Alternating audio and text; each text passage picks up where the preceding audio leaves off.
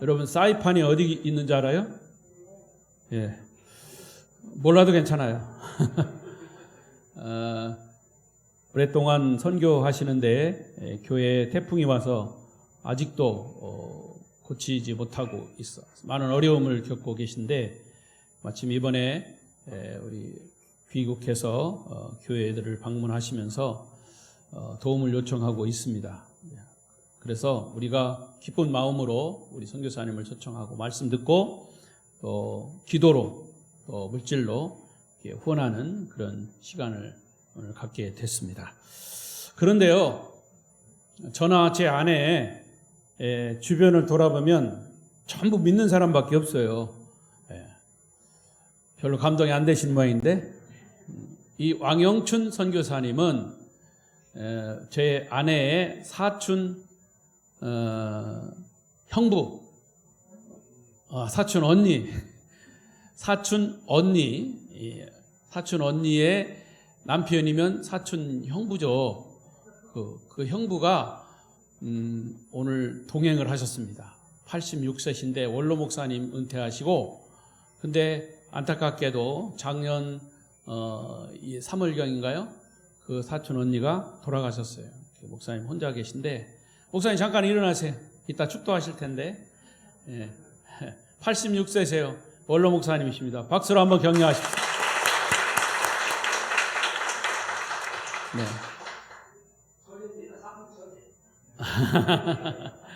우리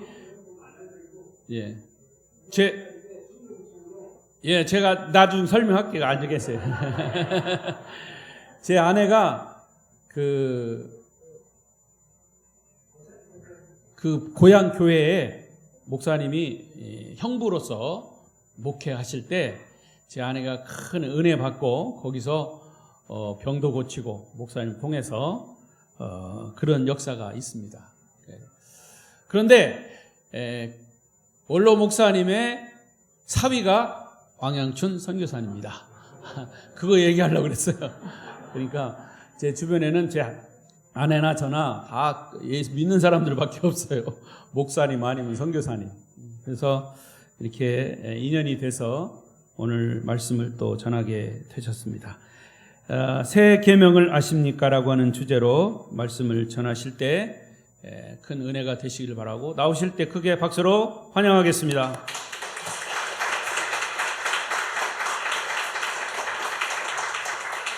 제가 알아서 하겠습니다. 할렐루야. 제가 목사님보다 조금 커서 이게 좀 낫습니다. 혹시 요 마이크 쓸 수 있나요?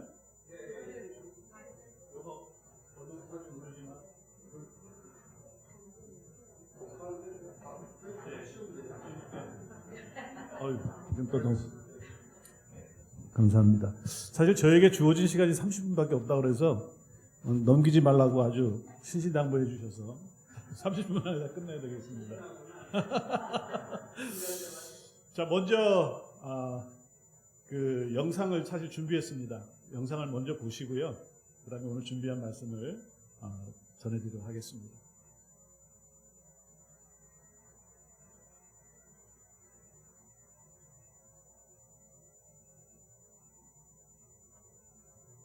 영상에 음악이 안 들어가 있어서 제가 보시면서 설명을 좀 군데군데 하겠습니다.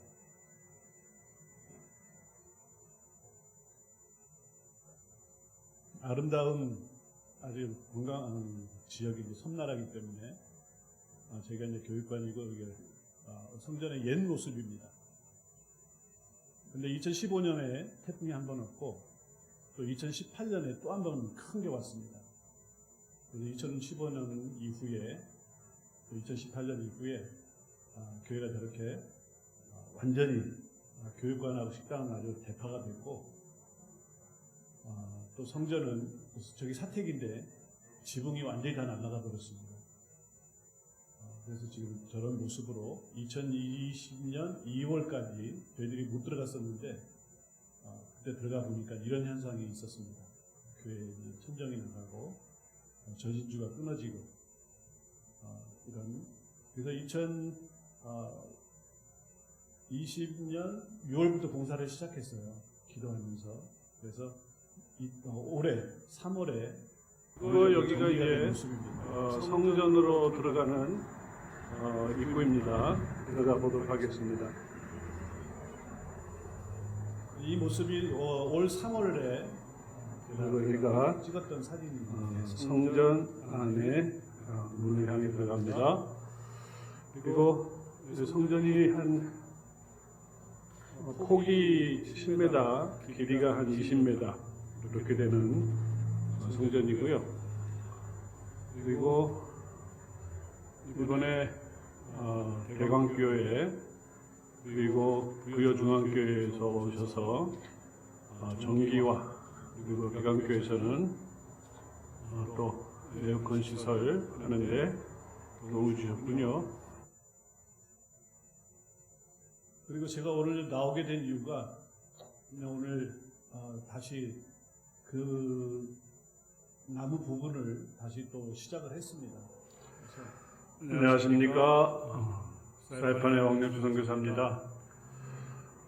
교회에 공간이 너무나 없어서 이곳에 2층을 만들어서 사무실과 또 방송실 만들려고 공사를 시작했습니다. 그냥 가만히 있으면 괜찮은데 일을 벌리다 보니까 또 경제적으로 어려움이 있어서 또 나가서 모금을 또 해야 될 것 같습니다.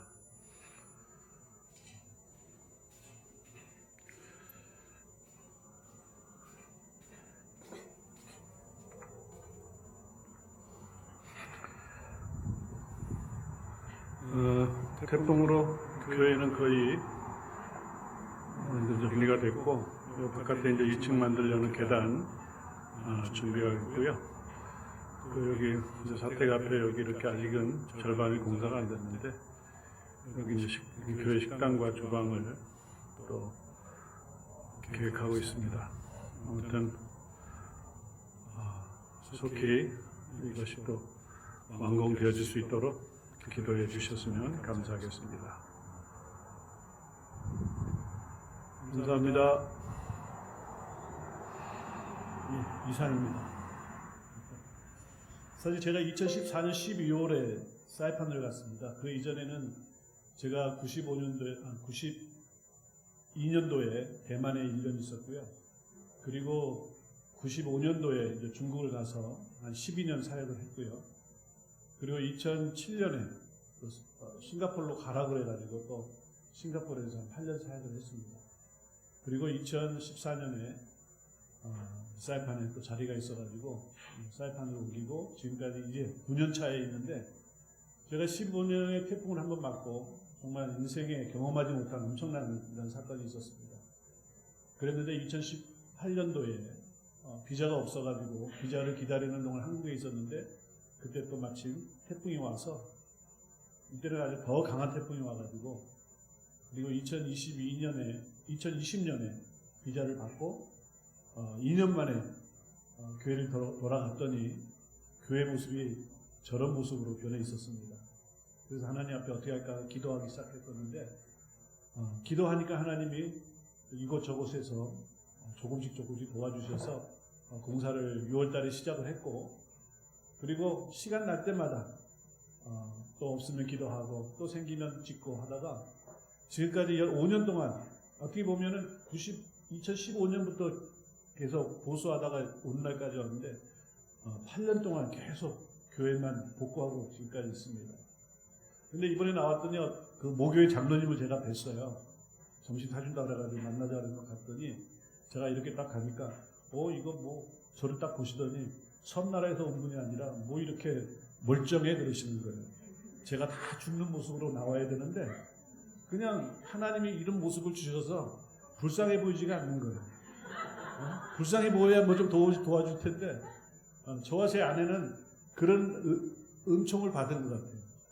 우리 부부는 어디 가든지 불쌍한 사람으로 안 보여져요. 그러니까 이 모금이 되겠습니까? 이거 농담이고요. 그래서 오늘 또 목사님 나와서 목사님들 말씀 연락을 드렸더니 교회 사정을 들으시고 한번 내려와라 하셔서 기쁜 마음으로 달려왔습니다. 아무튼 기도 많이 해주시고요. 시간이 없어서 그냥 상황은 어떤 간에 저희는 계속해서 이게 고쳐지고 하나님의 전이 완공되는 것이 제 사명이라고 생각합니다. 그래서 제가 거기 있는 동안 또 제 사역이 끝나기 그 순간까지 저는 이 성전을 하나님 앞에 온전히 고쳐서 드려지는 그날을 늘 손꼽아 기도하면서 기다리고 있습니다. 자, 소개는 여기까지 하고요. 오늘 주신 말씀을 드리기 전에 찬송을 같이 하나 들었으면 좋겠습니다. 찬송가 436장 나 이제 주님의 새 생명 얻은 몸 찬양을 하면서 하나님 말씀 보도록 하겠습니다. 가사를 해주시고 고백에 대해서는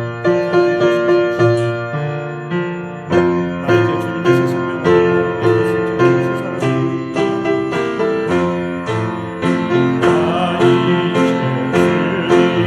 주님의 새 생명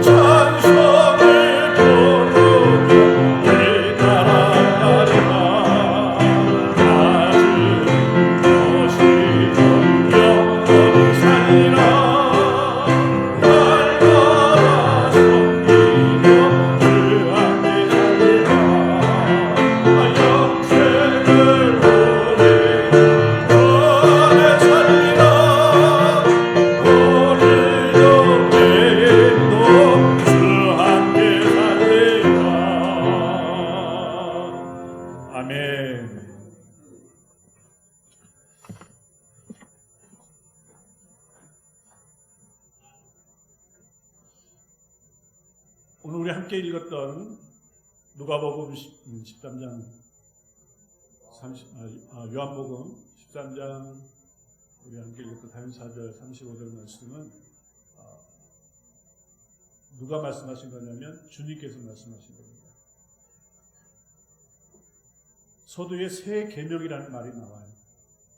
새 계명. 여기서 새 계명 그러면 떠오르는 게 뭐가 있죠? 반대되는 옛 계명이 생각이 날 겁니다. 왜 주님께서 새 계명을 주셨을까? 오늘 제목이 새 계명을 아십니까? 라고 하는 제목으로 타이틀을 잡아봤어요. 여러분 이 말씀을 알고 계셨습니까? 저랑 이렇게 자꾸 이렇게 커뮤니케이션이 잘 돼야 30분을 지킬 수가 있어요. 모르면 모른다, 알면 안다, 빨리빨리 이렇게 대답을 해주시면 아십니까? 아멘. 근데 이 말씀의 뜻을 아십니까? 자, 외람되지만 제가 두 가지 질문을 하겠습니다. 왜? 이 말씀하고 관계되기 때문에, 또한 여러분의 모습을 제가 상황을 알아야 되기 때문에 이 두 가지 질문을 제가 드리겠습니다. 첫째는 어떤 목사님이 좋은 목사님이실까요? 어떤 장로님이 좋은 장로님이실까요? 어떤 권사님이 좋은 권사님이며 어떤 집사님이 좋은 집사님이며 어떤 성도가 좋은 성도일까요? 이건 여러분들에게 물어보는 것은 여러분 각자에게 질문하신다고 생각하시면 돼요. 아마 생각해 보신 분들이 있을 거예요. 제가 모든 교회 가서 이 질문을 합니다. 하나님이 저에게 주신 하나의 달란트가 너는 가는 교회마다 이거 해라. 두 가지 질문을 꼭 합니다. 여러 가지 대답이 나올 겁니다. 자기 생각 나름대로. 그런데 제가 시간상 제 생각을 말씀을 드린다면 어떤 분이 좋은 목사님이요, 좋은 장로님이요, 좋은 권사님이요, 좋은 집사님이요, 좋은 성도냐? 예수 잘 믿는 분이 좋은 목사님이시고 좋은 장로님이시고 좋은 권사님이고 좋은 집사님이시고 좋은 성도인 거예요. 예수 잘 믿는 거. 이렇게 얘기하면 여러분 여러 가지 생각할 거예요. 목사이면서도 목사답지 못한 분들이 많고, 장로님, 권사님, 집사님, 성도이면서도 그렇고, 크리스찬이면서도 그런 본이 되지 못하는 분들이 계신 것을 우리는 인정합니다. 저를 비롯해서 마찬가지예요. 또 한 가지, 두 번째 질문입니다. 이 질문은 여러분이 진솔하게 하나님 앞에 대답하십시오. 오늘 밤에라도 하나님이 내 생명을 걷어가신다면 나는 천국 갈 자신 있다 하시는 분만 손들어 주세요. 오늘 하나님께서 내 생명을 걷어가시면 난 천국 간다. 이건 주님 앞에 여러분이 고백하십시오. 제가 보고 여러분 판단하지는 않아요. 그냥 주님 앞에 다시 한번 손을 높이 들어 주십시오. 할렐루야. 내리십시오. 우리 목사님 보지 마세요. 제가 보고 제 설교 때문에 제가 질문한 거니까. 오늘의 말씀은요, 제가 왜 준비를 했냐면, 과연 나는 어떤 위치에 있나? 나는 과연 좋은 사람인가? 나는 과연 예수를 잘 믿고 있는가? 나는 과연 천국에 가는 그러한 자신 있게 손을 들었는데 정말 내가 갈 수 있는가? 또 손을 안 드신 분들은 왜 내가 못 들었는지 라고 하는 것을 여러분이 이 말씀을 통해서 진단하시길 바랍니다. 제가 여러분 천국 가십니다, 못 가십니다, 저는 말할 수 없어요. 이것은 하나님의 고난이십니다. 구원받고 안 받고는 하나님이 결정하시는 거예요. 그러나 우리는 그곳에서 말씀대로 배운 대로 충성을 하고 최선을 다하고 살아가는 거죠. 그래서 오늘의 말씀이 상당히 여러분들에게 생각할 수 있는 그런 기회가 되었으면 감사하겠습니다. 누가복음 12장 28절 31절 말씀을 한번 열어주시겠습니까? 아니다. 그 순서가 아니죠. 순서가 마태복음 19장 16절 17절입니다. 네, 맞습니다. 자, 16절에 이렇게 말합니다. 어떤 사람이 주께 와서 이르되 선생님이여 내가 무슨 선한 일을 하여야 영생을 얻으리까 하고 질문한 이 말씀 아시죠? 네. 자, 어떻게 해야 내가 영생에 들어가겠습니까? 할 때 이게 주님의 대답이십니다. 뭐라 하죠? 17절에 예수께서 이르시되 어찌하여 선한 일을 내게 묻느냐? 선한 이는 오직 한 분이시니 내가 생명에 들어가려면 뭐죠? 계명들을 지키라.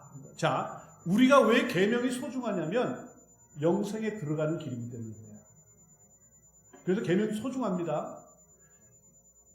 옛 계명이 있다고 말씀을 드렸어요. 옛 계명은 뭡니까? 모세가 이스라엘 백성들을 광야로 이끌었을 때 하나님이 그 백성에게 허락하신 말씀이 계명입니다.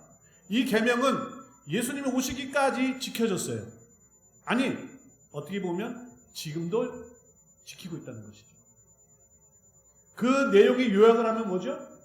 둘로 요약되죠. 하나는 하나님을 사랑하고 이웃을 내 몸과 같이 사랑하라. 그래서 여러분들이 이 공동체에 모여 계시는 거예요. 할렐루야. 이 계명을 따라 계명을 지킴으로 여러분이 오늘 이 자리에 앉아 계신 줄로 믿습니다. 그런데 왜 주님께서 새 계명을 주셔야 했느냐? 그럼 우리 주님은 이 계명에 대해 당신이 새 계명을 주셨는데 옛 계명에 대한 과거의 모세를 통해서 주신 계명에 대한 이 생각은 무엇이었을까? 그 말씀이 누가복음 12장 28절 31절에 나옵니다. 28절을 우리가 보면요. 서기관 중에 한 사람이 그들이 변론하는 것을 듣고 예수께서 잘 대답하실 줄 알고 나와서 묻되 모든 계명 중에 첫째가 무엇입니까? 라고 예수님께 질문을 했어요. 그때 주님이 뭐라고 대답하시냐? 계명에 대한 예수님의 생각입니다. 예수께서 대답하시되 첫째는 이것이니 이스라엘들아 들으라. 주 곧 우리 하나님은 유일하신 주이시라. 내 마음을 다하고 목숨을 다하고 뜻을 다하여 힘을 다하여 주 너의 하나님을 사랑하라. 맞죠? 두 번째로는 이것이니 내 이웃을 내 자신과 같이 사랑하라. 주님 또한 모세에게 허락해 주신 이 계명에 대해서 철저하게 지키시고 있으셨다는 것입니다. 그런데 왜 주님께서 오셔서 새 계명을 주셨을까? 요한복음에 나타난 13장에 나타난 이 계명을 왜 주셨을까? 갑자기 주님이 내 시대요 하기 때문에 그냥 선포하셨을까요? 아니에요. 이 새 계명은 이미 구약에 이미 약속되어진 말씀을 주님께서 이것을 이루신 겁니다. 그 말씀이 어디 있느냐? 예레미야 31장 31절로 32절 말씀에 그 말씀이 있어요. 31절 말씀 이렇게 말합니다. 여호와의 말씀이니라 보라 날이 이르리니 내가 이스라엘의 집과 유다 집에 새 언약을 맺으리라. 선포된 말씀이에요. 예레미야를 통해서 하나님이 약속을 주신 것입니다. 어떤 것을? 새 언약입니다. 모세에게 그동안 주셨던 이 언약을 지켜오는 그 와중에 예레미야 선지자를 통해서 새 언약을 주시겠다라고 이미 예언을 하신 말씀입니다. 왜? 이유가 나옵니다. 32절. 이 언약은 내가 그들의 조상들의 손을 잡고 애굽 땅에서 인도하여 내던 날에 맺은 것과 같지 않다는 것입니다. 모세에게 주셨던 그 말씀과는 다르다. 같은 게 아니라는 거예요. 다르다라는 겁니다. 내가 그들의 남편이 되었어도 그들이 내 언약을 깨뜨렸다는 거죠. 언약을 안 지켰다는 거예요. 모세에게 주셨던 십계명에 대해서 백성들이 지키지 않았다는 것입니다. 그래서 어떻게 됐어요? 하나님이 새 언약을 주시게 되었다는 것입니다. 사실 10가지 계명을 보면 우리가 지킬 수 있는 것들이 하나도 없습니다. 우리가 교만하고 또한 반대로 우리가 너무나 연약해서 못 지키는 거예요. 그래서 주님이 오신 겁니다. 주님이 계명을 이루시고 구원의 역사, 계명이 뭐라 그랬어요? 왜 계명이 필요하다고 말씀했죠? 영생이 들어가는 거잖아요. 그러나 이 계명 가지고는 영생이 들어갈 자가 없는 겁니다. 그래서 주님께서 오신 거예요. 왜? 십자가의 죽으심으로 우리의 모든 죄를 사하시고 우리가 이 영생이 들어가는 길을 주님께서 열어주신 겁니다. 할렐루야. 그러면서 예수님께서 이 새 언약을 선포하신 겁니다. 뭐죠? 서로 사랑하라. 자, 모세에도 서로 사랑하라는 말이 있어요. 예수님께서 말씀하신 것도 서로 사랑하라는 말씀이 있습니다. 그럼 같네. 그래서 성경은 분명히 하나님께서 말씀하신 것이 그날에 내가 주는 것은 옛 것과 같다? 같지 않다라는 거예요. 그러므로 우리가 모세의 율법에 의해서 우리가 서로 사랑함으로 여기에 앉아있는 공동체들은 우리가 과거의 모세의 말씀을 따라서 우리가 이렇게 사랑하고 서로 사랑하고 모였다면 제가 그래서 새 언약을 아십니까? 새 언약이 우리가 영생에 들어가는데 상당히 중요하다는 것입니다. 왜? 계명이기 때문에. 자, 여기까지 이해가 되셨죠? 그 다음 말씀을 보겠습니다. 새 계명을 너에게 주노니 서로 사랑하라. 내가 너희를 사랑한 것 같이 서로 사랑하라라고 하는 이 말씀을 기억하십시오. 그리고 마태복음 7장 21절 23절 말씀을 여러분에게 소개합니다. 이 말씀의 뜻을 여러분 아십니까? 이 말씀은 여러분 너무나 잘 아는 얘기예요. 기도하다가도 말씀하고 많은 분들이 이것을 가지고 예로 많이 들어요. 그러나 저는 지금까지 이 성경 말씀을 가지고 설교를 들어본 적이 없어요. 저도 이 부분에 대해서 그냥 뜻을 몰랐어요. 봅시다. 21절. 나더러 주여 주여 하는 자마다 천국에 들어갈 것이 아니요 다만 하늘에 계신 내 아버지의 뜻대로 행하는 자라 들어간다. 아시는 말씀이죠? 주여 주여 한다고 천국 가는 거 아니라고 말씀하고 있어요. 그러면 어떻게 해야 되느냐? 아버지 뜻대로 해야 된다는 이 말씀은 누가 주신 말씀이에요? 누가 주신 말씀입니까? 예수님이 주신 말씀이에요. 언제 주셨느냐? 산상모험 때 그 모인 자들, 그 모인 군중들 향해서 이 말씀을 하신 겁니다. 예수님 사역의 초기에 이 말씀을 하신 거예요. 왜 이 말씀을 하셨을까? 모든 사람들이 주여 주여 하는 거예요. 입술의 모든 것들이 하나님을 찬양합니다. 그런데 알맹이가 없다는 거예요. 그래서 바리새인과 그릇을 향해서 뭐라 그랬어요? 헬스한 자들아, 굉장히 많이 하나님 나무라지, 주주께서 나무라지 않았습니까? 그래서 이 말씀이 나온 겁니다. 자, 22절에 그날에 많은 사람들이 나와서 말을 합니다. 그날이 어딥니까? 하나님 앞에 심판받는 그날이죠. 뭐라고 말합니까? 주여 주여 우리가 주의 이름으로 선지자 높하며 주의 이름으로 귀신을 쫓아내며 주의 이름으로 많은 권능을 행하지 아니하였나이까? 하고 말하는 거예요. 저 역시 마찬가지입니다. 제가 목회는 33년이지만 선교 사역은 29년째입니다. 주님의 이름으로 했어요. 다 주님의 이름으로 했습니다. 어째 제 이름으로 했겠습니까? 지금도 마찬가지인 거예요. 근데 저는 어느 날 어느 교회에서 선교 보고하다가 하나님께서 제 마음을 딱 치는 거예요. 너 지금 뭐 하냐? 네가 지금 말하는 모든 건 나는 모른다라고 하시는 거예요. 저는 그때 아무것도 하지 못하고 그냥 그 자리에서 펑펑 울다가 그냥 내려왔어요. 저는 오히려 그것이 제가 회심하는 2018년도에 아주 답답하고 비자가 없어서 그냥 선교지도 못 들어가고 2년 동안 아무것도 할 수 없는 그 와중에 하나님께서 그 음성 들려주시고 저는 완전히 회심하는 때가 되었습니다. 그러면서 제 자신을 돌아봤더니 우리 아이들은요, 선교 사역하면서 정말 어떻게 보면 예수도 모르는 상황이었습니다. 너무나 고생하고 너무나 없는 상황을 하니까 아이들이 다 엇나가는 거예요. 아이들에게 보여줄 수 있는 것이 없어요. 그냥 먹고 사는 것도 근근히 살아가고 이런 모습이 예수 믿는 우리 엄마 아빠 선교사라고 하는데 도대체 왜 이렇게 살아야 되느냐? 우리가 아들이 몇 명인 줄 아십니까? 우리 아들만 4명이에요. 그러니 두 부부도 먹고 살기 힘든 상황에서 아이들까지 주렁주렁 하나님이 허락해 주시니까 어떻게 하겠습니까? 그러니까 아이들이 본이 되는 삶을 살지 못했어요. 그러나 저는 주님의 이름으로 달려다니면서 사역을 했어요. 잘하는 줄 알고. 그리고 내 자신을 돌아보니까 주여, 우리 가정은 엉망이 됩니다. 그때 하나님이 정말 왜 내가 이런 어려운 가운데 봉착하시고 지금까지 하나님 왜 나를 아프게 하시고 이렇게 힘들게 하시고 이렇게 훈련을 다 해주셨는가 하는 것을 그 이후에 깨닫고 하나님 말씀을 돌아가서 말씀을 묵상하는데 그때부터 하나님 말씀이 눈에 막 들어오는 거예요. 내가 해야 할 일들에 대해서 하나님 말씀으로 주시는 겁니다. 첫째는 가정의 회복이었어요. 다른 거 없어요. 가정 회복입니다. 네 자식들은 하나님도 모르고 예수님도 모르고 그냥 그렇게 살아가는데 바깥에서 외쳐봐야 뭐 하겠느냐. 너 옛날에 그러지 않았잖아요. 제가 신학교 들어갈 때에 아버지가 예수를 안 믿었습니다. 그 아버지를 위해서 많이 기도했고 몇 년 동안 기도하고 했지만은 예수를 안 믿었어요. 그래서 내가 신학교를 가야 되는데 아버지가 안 믿고 계신다 그러니까 너무 양심에 갇혀 있어서 내가 자격이 없다.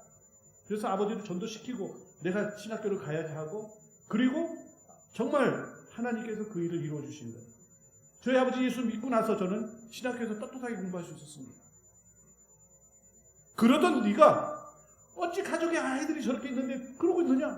아내는 아파하고 있는데 왜 그러고 있느냐? 그래서 회복이 된 겁니다.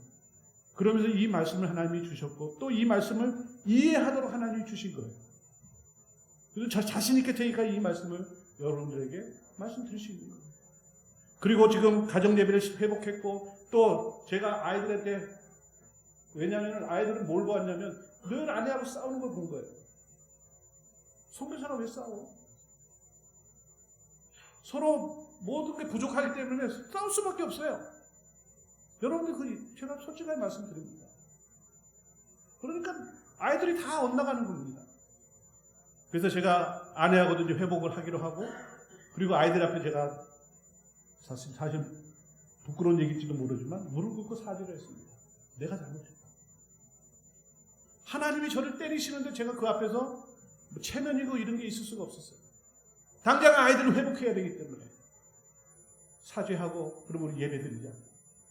예배 때마다 제가 하나님 용서를 구하고 아이들에게 용서를 구하고 말씀 앞에 하나님의 말씀이 나를 때리는 말씀이기 때문에 그 말씀에 제가 순복하고 아이들에게 사과하고 그래서 하나님이 2년 동안 그렇게 하게 하셔서 비자가 나왔어요. 그리고 사이판에 들어갔습니다. 그리고 우리 아이들에게 하나님이 축복하기 시작하셨습니다. 우리 막내 쌍둥이에요. 쌍둥이 막내들이 지금 둘 다 지금 미국에 가서 공부하고 있어요. 나이는 많이 찼지만 늦게 하나님이 등록금도 안 내고 기숙사비도 안 내고 그냥 다 공짜로 하나님이 학교 가게 해주셨다는 거예요. 가정이 회복이 되니까 내 죄를 알고 나니까 내가 회개하고 난 후에 하나님이 그렇게 길을 열어주기 시작하신 거예요. 너무 감사한 거죠. 그래서 저는 아주 신이 나지만 하나님의 성전을 보면서 항상 제가 기도합니다. 하나님 이것이 완전히 완공이 되면 제가 하나님이 원하는 것이 있다면 또 가겠습니다. 제 사명은 성전을 회복해놓고 하나님이 가라면 또 가겠습니다. 그런 기도를 요즘에 하고 있습니다. 자, 주의 이름으로 선지자 노릇을 지금까지 했는데 하나님이 아니라라고 말씀하신 거예요. 여러분도 돌아보십시오. 지금까지 여러분이 믿음 생활 하시면서 정말 여러분 주의 이름으로 많은 일들을 분명히 하셨습니다. 그런데 자신 있습니까? 하나님 앞에 내가 이것 했습니다. 그런데 그날에 하나님께서 난 너를 도무지 모른다. 제 문제뿐만 아니라 종국에는 여러분의 문제가 될 수도 있다는 거죠. 그래서 제가 아까 말씀을 드렸잖아요. 여러분 영생에 들어가는 그 길에 있어서 정말 내가 갈 수 있나 스스로 진단하라고 말씀을 드렸잖아요. 계속해서 말씀을 드리겠습니다. 그때에 주님께서 대답합니다. 23절 내가 그들에게 밝히 말하되 내가 너희를 도무지 알지 못하니 불법을 행하는 자들아 내게서 떠나가라 했어요. 아무리 주의 이름을 했다 할지라도 주님은 그것을 기억하지 못하고 오히려 불법을 행했다라고 말씀을 하고 있는 거예요. 어떤 게 불법일까요? 나는 살인한 적도 없고 남의 것 훔친 적도 없고 나는 열심히 땀 흘려서 지금까지 자수성가해서 정말 주님의 이름으로 내가 이렇게 모든 거 했는데 왜 내가 불법을 행했을까? 그렇죠? 그런 의아함이 있을 거예요. 아니 그것으로 우리가 하나님 앞에서 항변할 수는 있을 것 같아요. 나 죄진 적이 없는데요. 그럴까요? 자, 말라기 2장 13절 15절 말씀을 한번 찾아보겠습니다. 말라기로 넘어갑니다. 말라기 2장 13절에 15절 말씀이에요. 13절에 이렇게 말합니다. 너희가 이런 일도 행하나니 곧 눈물과 울음과 탄식으로 여호와의 제단을 가리게 하는도다. 눈물과 울음과 탄식으로 여호와의 제단을 가렸다라는 거예요. 뭘까요? 그러므로 여호와께서 다시는 너희의 봉헌물을 돌아보지도 아니하며 그것을 너희 손에서 기꺼이 받지도 아니한다는 얘기예요. 무슨 연유일까요? 14절에 너희는 이르기를 똑같아요. 어찜 됨이니까 하는도다. 이는 너와 내가 어려서 맞이한 아내 사이에 여호와께서 주인이 되시기 때문이라. 맞죠? 우리는 주님 앞에 우리가 선서를 했고 한 가정을 이루었습니다. 물론 그렇지 않은 분도 계시지만 우리가 예수를 믿고 그 후에는 다 주님의 이름으로 우리가 한 가정을 이루는 거예요. 하나님께서 증인이 되신 겁니다. 그런데 그는 내 짝이요 너와 서약한 아내로 돼 내가 그것에게 거짓을 행했다는 것입니다. 어린 나이에 다 데리고 온 그 아내, 그렇다고 꼭 아내만을 얘기하는 것이 아닙니다. 남편도 될 수 있어요. 요즘에 매 맞는 남편들이 많이 있다고 그러는데 뭐 강진에는 그런 분이 없을 줄로 믿습니다만 다른 데는 있대요. 그렇기 때문에 우리는 부부가 같이 생각을 해보는 거예요. 신부의 입장에서, 신랑의 입장에서 생각하십시오. 그 아내들과 그 남편에게 거짓을 했다. 그에게는 영이 충만하였으나 오직 하나를 만들지 아니했느냐. 하나님께서 하나만 만든 거예요. 일부일처제입니다. 하나만 만드셨어요. 왜? 어찌하여 하나만 만드셨느냐? 이는 경건한 자손을 얻고자 하나님이 원하시는 경건한 자손을 얻기 위해서 일부일처된 거예요.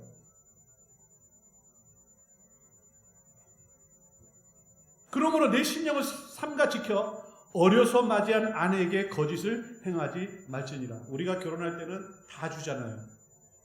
사랑하십니까? 뭐 검은 머리가 어떻게 되도록 팥뿌리가 되도록 사랑하겠습니다 했는데 하십니까? 할렐루야.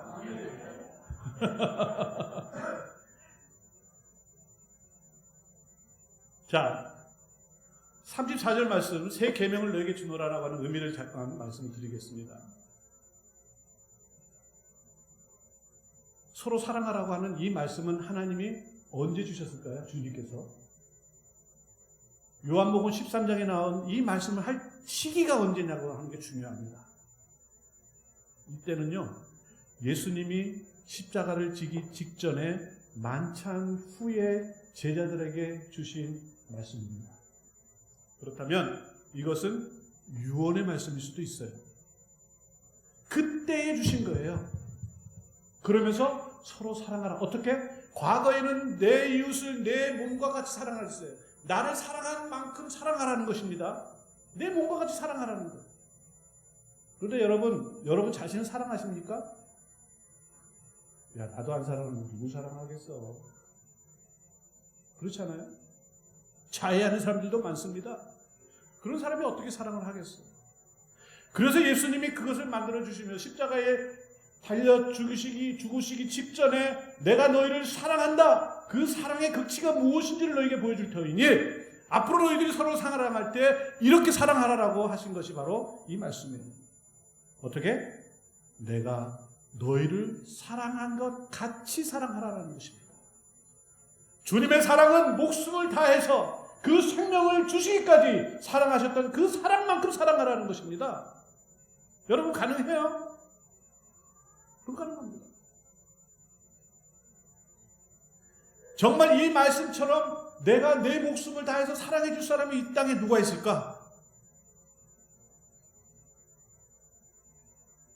여러분, 우리 박 목사님께서 여러분 저를 위해서 죽으실 수 있는 분 빨리 나오세요. 그러면 누가 나오시겠어요? 저요 하고 손든 사람 빨리 병원에 모시고 가야 돼요. 그럴 수 없는 거예요. 어떻게? 그런데 예수님처럼 목숨을 다해서 사랑해 줄 수 있는 사람은, 생명을 다해 사랑해 줄 사람은 자식도 아닙니다. 누굽니까? 아내예요. 왜? 하나님이 짝지어 주시기 때문에 자식보다 소중한 게 아내요, 남편이라고 하는 것을 이 말씀에서 해주시는 거예요. 제가 억지로 제가 품다고 생각하십니까? 35절에 이렇게 말합니다. 너희가 서로 사랑하면 이로써 모든 사람이 너희가 내 제자인 줄 아니라 그렇게 말씀하시는데 우리는 바깥에서 우리는 모두가 다 거룩한 사람들이에요. 모르죠. 근데 실상은 내 안에 모든 것을 아는 것은 가족밖에 없습니다. 가족밖에. 안 그렇습니까? 그런데 너희가 서로 사랑하면 모든 사람이라고 하는 이 말에 모든 사람이 누구냐는 거죠. 누굴까요? 우리 장로님들이실까요? 권사님들이실까요? 아니면 뭔 교회, 아름다운 교회의 성도님이실까요? 여기서 말하는 모든 사람이란 여러분의 자녀입니다. 여러분들이 서로 사랑하면, 남편과 아내가 말씀대로 사랑하면 여러분의 자녀들이 우리 부모님은 정말 예수님의 제자구나, 그런 거예요. 그러므로 정말 그래, 부부 사이가 좋은 자녀들 보면요 다 성공합니다. 아름다워요. 그러나 자녀들이 정말 아주 나가서 싸움박질이나 하고 사고나 치고 막 이러면요, 그 원인이 어디 있느냐? 엄마 아빠 앞에 찾으면 되는 거예요. 저도 그랬거든. 우리 아이들이 엇나가는 이유가, 아내와 싸우는 건 정상이에요. 여러분, 그건 비정상이라고 생각하면 안 됩니다. 정상이에요. 싸우는 건 정상이에요. 그러나 그것을 빨리 깨닫고 돌아서는 게 사실 더 중요한 거죠. 돌아서면 하나님이 역사하십니다. 여기서 모든 사람들이라고 하는 것은 자녀예요. 물론 영적으로 여러분들이 전도한 여러분 영적인 자녀들이 있다면, 여러분들이 그 자녀들을 하나님께로 온전히 전도하고 싶다면 서로 사랑하십시오. 내가 전도했는데, 내가 전도한 사람을 보니까 맨날 싸워. 그 사람이 예수 믿겠습니까? 안 믿어요. 그러므로 내가 주의 이름으로 해외에 선교도 하고 막 성전도 지어주고 많은 것을 막 했다 할지라도 하나님께서 내가 너희를 도무지 모른다 하는 이유가 여기 있는 거예요. 가정은 다 깨졌는데 바깥에 나가서 뭘 한들 무슨 은혜가 있고 무슨 감동이 있겠습니까? 열심히 사역하고 돌아왔는데 가정에서 또 싸운다면 그게 누구를 위해서 하셨습니까? 그래서 새 계명을 주신 거예요. 가정부터. 하나님이 아담과 하와를 만들면서 최초로 만든 공동체가 가족입니다. 가정이었어요. 근데 마귀가 최초로 깬 공동체도 역시 가정이었습니다. 지금도 사탄과 마귀는 다른 거 안 건드려요. 나 혼자 있을 때 절대 안 건드립니다. 어딜 건드리느냐? 가정을 깨트리는 거예요. 여러분 이혼하게 돼서 죄송합니다. 이해하고 들으십시오. 이혼한 가정들은 끝난 겁니다. 어떤 회복이 있겠습니까? 그러므로 정말 우리가 크리스찬이라면, 그리스도의 이 보혈의 피로 구원받은 백성이라면 어떻게 하겠습니까? 이 말씀 새 계명 지키십시오. 우리는 이미 모세의 계명은 이뤘어요. 여기 공동체가 되지 않았습니까? 더 소중한 건 새 계명입니다. 이 계명은 우리가 영생으로 가는 길이에요. 이 영생의 길을 온전히 지키기 위해서 우리는 새 계명을 지켜야 합니다. 주님의 이름으로 축원합니다. 아멘. 시간이 갔지만 제가 찬양 하나 하고 기도로 대신하겠습니다. 목사님 시간 지나도 괜찮죠? 조금 지났습니다. 괜찮죠 여러분? 네, 복음성가 제가 한 곡을 부르고 목사님 나오셔서 진행을 계속 하시겠습니다. 제목은 나의 하나님이십니다.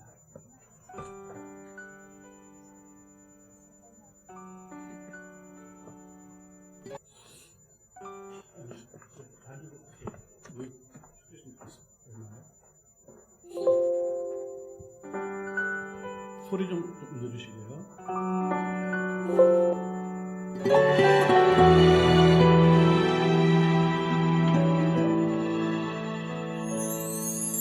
손가락 하나조차 움직일 수 없는 나를 어떠한 것도 알 수 없는 단순한 내 전부 때문에 세상 날 버리고 나도 모든 사람들을 멀리 하면서 돌아서고 있는 너만이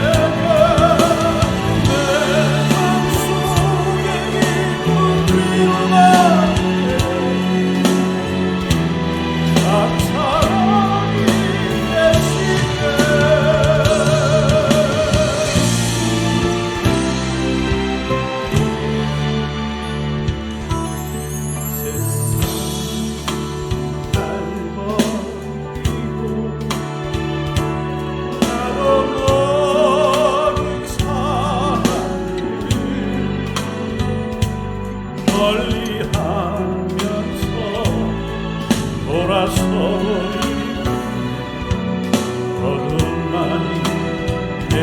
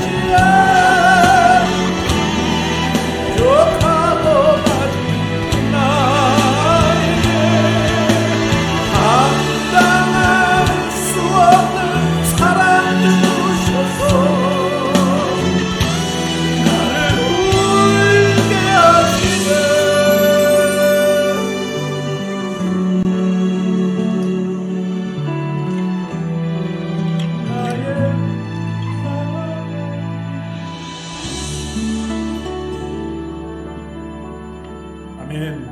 감사합니다.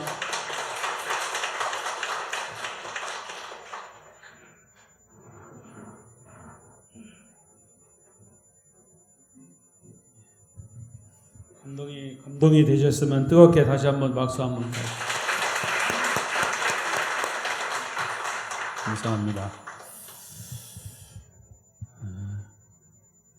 지난번에 제가 광고 드린 것처럼 우리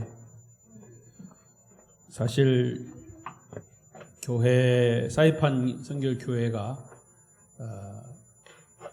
태풍 만나고 지금 말씀하신 것처럼 그냥 돈이 있으면 조금 복구했다가 없으면 좀 가다가 또 있으면 또 하고, 그러니까 이게 굉장히 시간도 많이 걸리고 완전 복구하는 게 많이 힘이 드신, 이번에는 너무 힘이 드셔서 어쨌든 그냥 본인의 일이 아니고 하나님의 일이기 때문에 성전 회복을 위해서 이렇게 오셨습니다.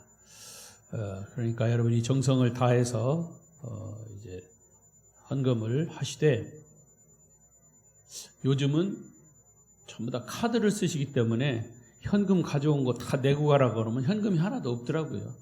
그럼에도 불구하고 오늘 여러분 주머니에 있는 거 다 헌금하시고 가셔요. 그렇다고 카드를 내라 소리는 못 하겠고, 그래서 우리 사이판 교회의 성전이 속히 회복되도록 기도하시는 마음으로 헌금하시면 좋겠습니다. 찬송가 521장 다 같이 부르겠습니다.